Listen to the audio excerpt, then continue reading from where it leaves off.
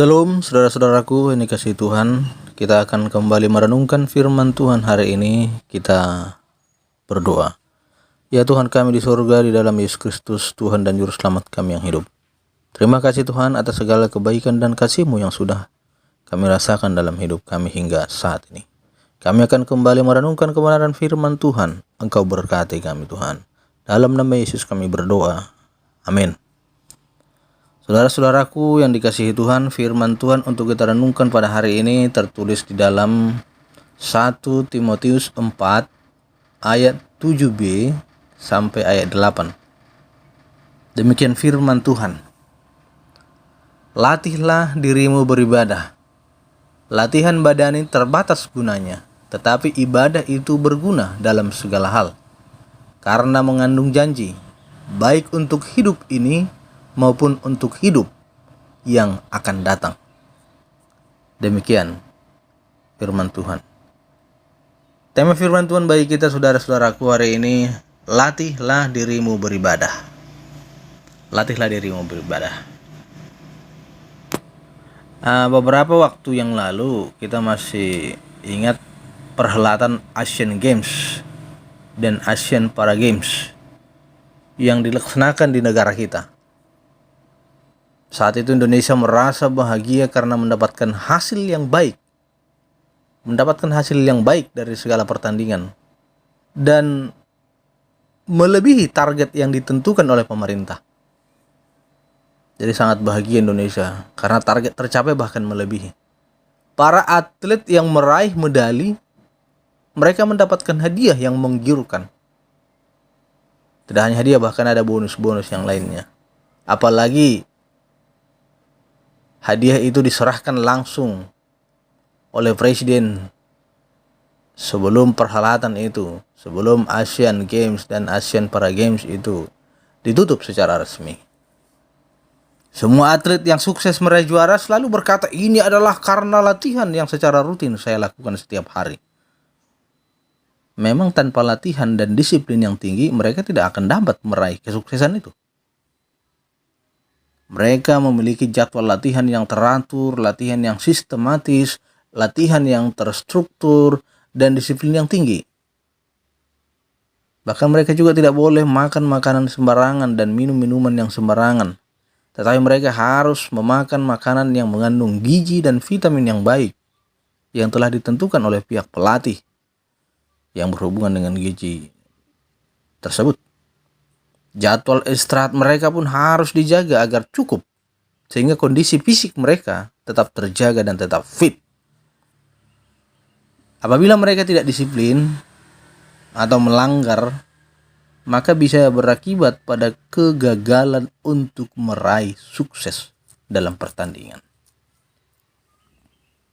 Namun tidak demikian halnya saudara-saudaraku dengan Rasul Paulus yang menegaskan kepada Timotius agar melatih dirinya beribadah. Kata ini memiliki kesamaan arti dengan kedisiplinan yang dimiliki oleh seorang atlet. Memiliki kesamaan dalam hal arti. Namun saudara-saudaraku, ingat, ada perbedaan yang sangat mencolok pada keduanya. Melatih diri beribadah kaitannya adalah surgawi. Sedangkan latihan badani kaitannya adalah duniawi. Jika demikian itu berarti seseorang yang mengaku anak Tuhan haruslah memiliki disiplin rohani yang baik dengan melatih dirinya beribadah.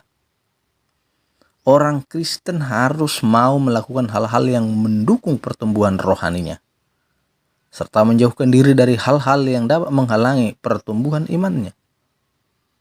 Boleh saja seseorang latihan fisik, latihan badani untuk menjadi seorang atlet yang baik, namun itu tidak berkaitan dengan kehidupan kerohanian.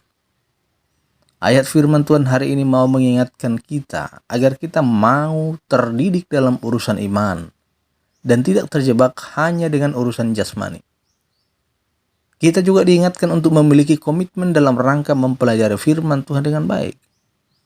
Rasul Paulus juga mengingatkan kita saudara-saudara bahwa disiplin untuk melatih diri beribadah akan membawa keuntungan bagi kehidupan kerohanian kita.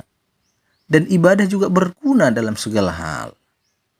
Kenapa? Karena mengandung janji, baik untuk hidup sekarang maupun untuk hidup yang akan datang. Sementara latihan badani atau latihan fisik itu hanya membawa keuntungan bagi fisik kita.